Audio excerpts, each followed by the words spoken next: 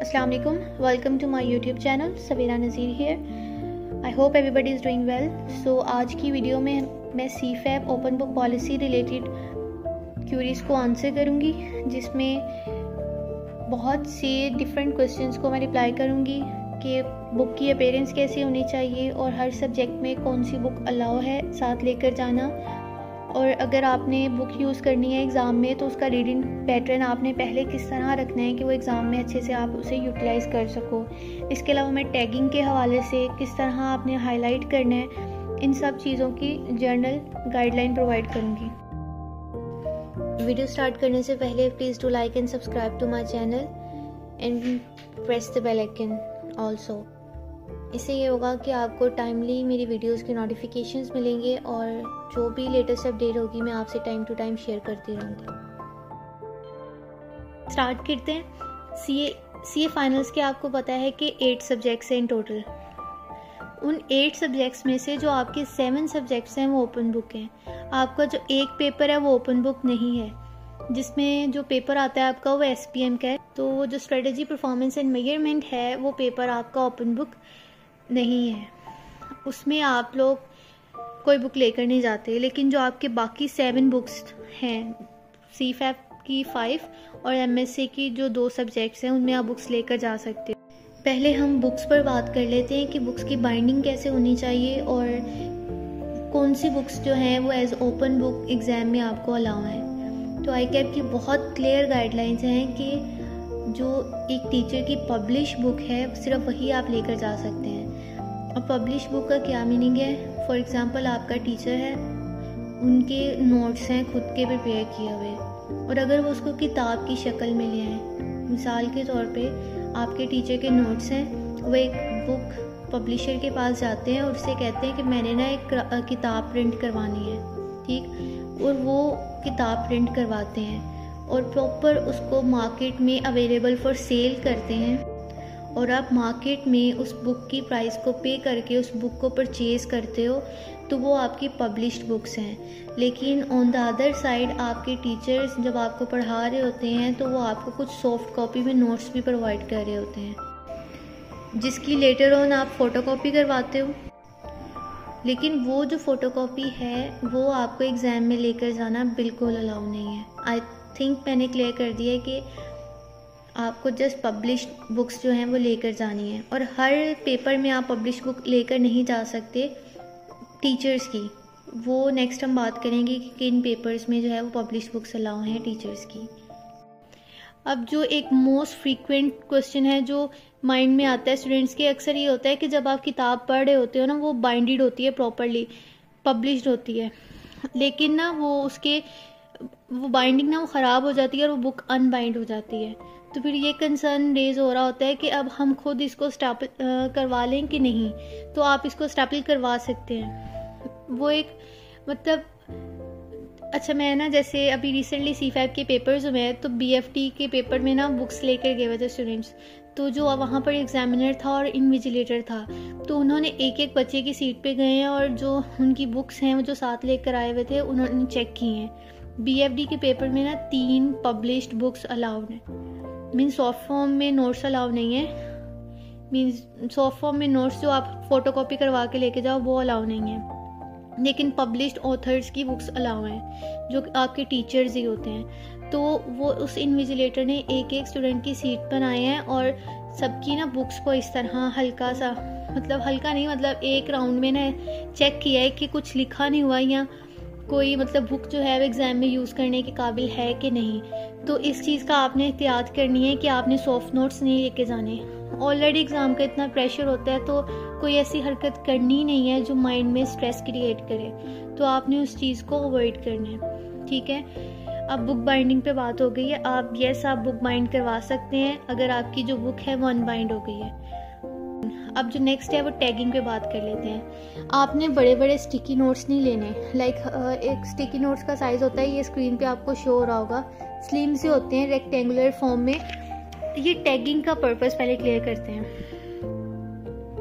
आपकी ना बुक में ICAP ने कहा है कि जो स्टिकी नोट होता है ना छोटे साइज़ का, एक टॉपिक है और एग्ज़ाम में अगर उसको ढूंढना पड़ेगा, तो आप ये कर सकते हो कि उस स्टिकी नोट के ऊपर सिर्फ उस टॉपिक का नेम लिख कर ना आप उसके पेज पर वो स्टिकी नोट लगा दो।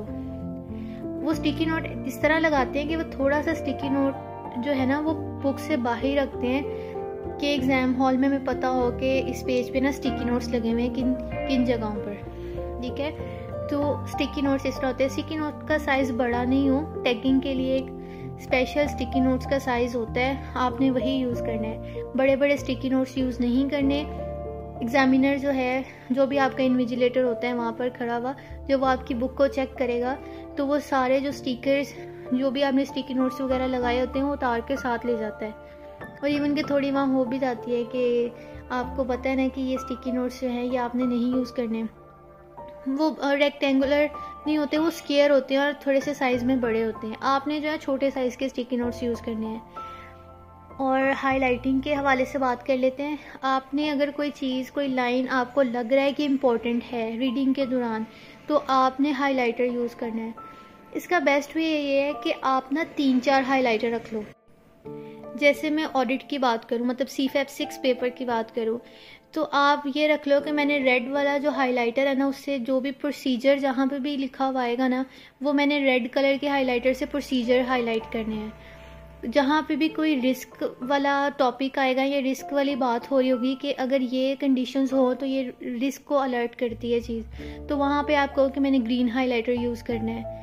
इस तरह अगर कोई जर्नल बात लिखी हुई है लेकिन वो इम्पोर्टेंट है एग्जाम पॉइंट ऑफ व्यू से, तो वहाँ आप ब्लू हाइलाइटर यूज़ कर लें। इस तरह आपने ना 3-4 हाइलाइटर रख लेने हैं, जो कि देखिए एग्ज़ाम में ना बहुत कम टाइम होता है। अगर एग्ज़ाम में आप एक पेज, बेशक आपने स्टैंडर्ड्स की रीडिंग की हुई है, लेकिन फिर भी ना इंसान को रुक के एक जगह देखना पड़ता है कि इस पेज में कौन सी चीज़ कहाँ लिखी हुई है या मेरे रेलिवेंट बात कौन सी है।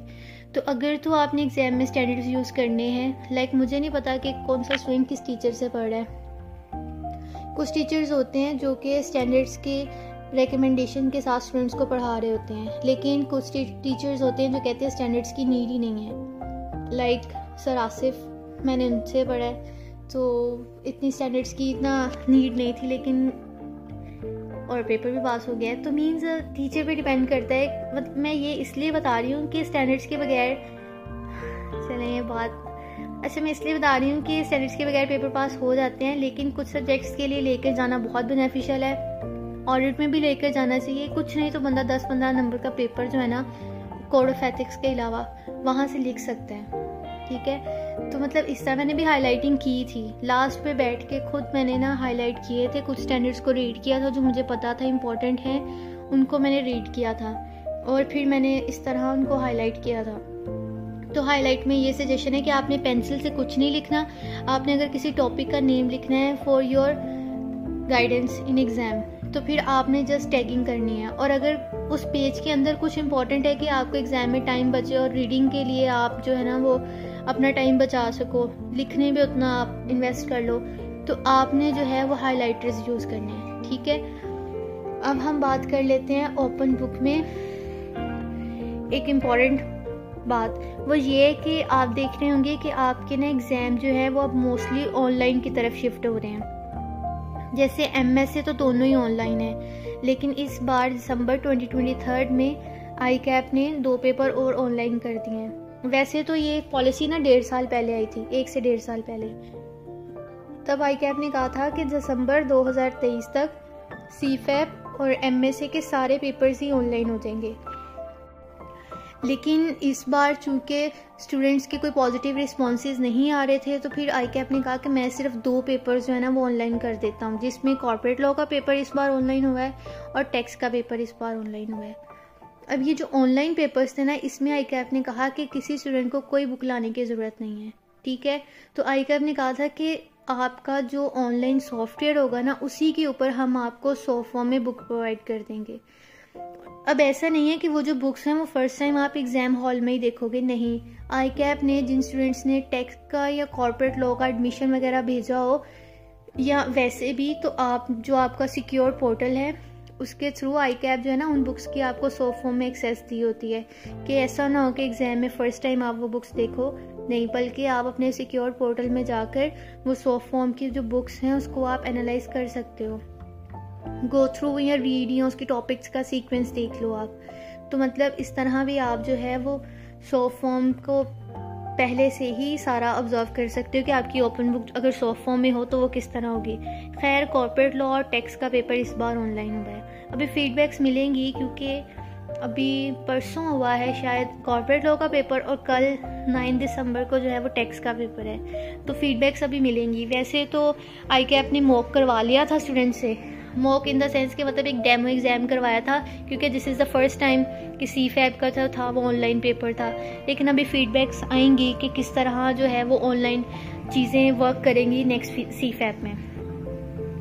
अच्छा ऑनलाइन हो गया। अब इसके बाद CFAP के ना सब्जेक्ट्स रिलेटेड बात कर लेते हैं कि हर सब्जेक्ट में आपको कौन कौन सी बुक रिक्वायर होगी। मैं बुक्स के नेम नहीं लूँगी एज सच, मतलब बस इतना बता दूँगी कि कहाँ किन सब्जेक्ट्स में जस्ट आप जो है वो इंटरनेशनल स्टैंडर्ड्स ही लेके जा सकते हो या गवर्नमेंट के पब्लिश्ड लॉज ही लेकर जा सकते हो, और किन जगहों पर आप अपने टीचर्स की पब्लिश बुक्स भी लेकर जा सकते हो। 3 सब्जेक्ट्स हैं। CFAP 1 जो आपका एडवांस फाइनेंशियल एंड मतलब आपका रिपोर्टिंग का पेपर है, और जो सेकंड है वो आपका कॉर्पोरेट लॉ है, और थर्ड जो है वो आपका टैक्स है जो आपके, और फोर्थ जो है वो आपका ऑडिट है। ये 4 किताबें हैं। रिपोर्टिंग जो कि CFAP 1 है, कॉर्पोरेट लॉ जो कि CFAP 2 है, ऑडिट जो कि CFAP 6 है, एंड टैक्स जो कि CFAP 5 है। ये जो 4 बुक्स हैं इसमें सिर्फ आप इंटरनेशनल स्टैंडर्ड्स लेके जा सकते हो, कोड ऑफ एथिक्स लेके जा सकते हो। ये इंटरनेशनल स्टैंडर्ड्स और कोड ऑफ एथिक्स आपका रिपोर्टिंग और ऑडिट के लिए है, और कॉर्पोरेट लॉ और टैक्स के लिए जो है आपकी लॉज की जो ऑर्डिनेंस और वो वाली बुक्स हैं सिर्फ आप वो लेकर जा सकते हो। टीचर्स की पब्लिश्ड बुक्स अलाउड नहीं है, ठीक है। और जो आपका SPM है वो तो वैसे बाहर निकल गया क्योंकि वो ओपन बुक पेपर होता ही नहीं है। अब BFD के लिए क्या है? BFD के लिए ये गाइडलाइन है कि ICAP कहता है कि आपके जो टीचर्स हैं कोई भी 3 पब्लिश्ड बुक्स जिसमें आपकी एक ICAP की बुक हो सकती है और एक आपके टीचर की बुक भी हो सकती है, जिससे भी आप पढ़ रहे हैं अगर उसकी पब्लिश्ड बुक्स है BFD की आप साथ लेकर जा सकते हैं। और जो MSc है उसमें जो है वो 5 पब्लिश्ड बुक्स जो है ना वो आप साथ लेकर जा सकते हैं, लेकिन वो बुक्स ड्यूली बाइंडेड हों। मोर ओवर ICAP की वेबसाइट पे अगर आप अच्छा आपने ना गूगल पे जाकर सिर्फ ये लिखना है ICAP ओपन बुक पॉलिसी। जब आप ये लिखोगे तो जो भी फर्स्ट वेबसाइट आएगी वो ICAP की ही होगी। उसको अगर आप ओपन करोगे तो आपके पास लिस्ट आ जाएगी पूरी कि आप कौन कौन सी जो है ना वो चीज़ें लेकर जा सकते हो।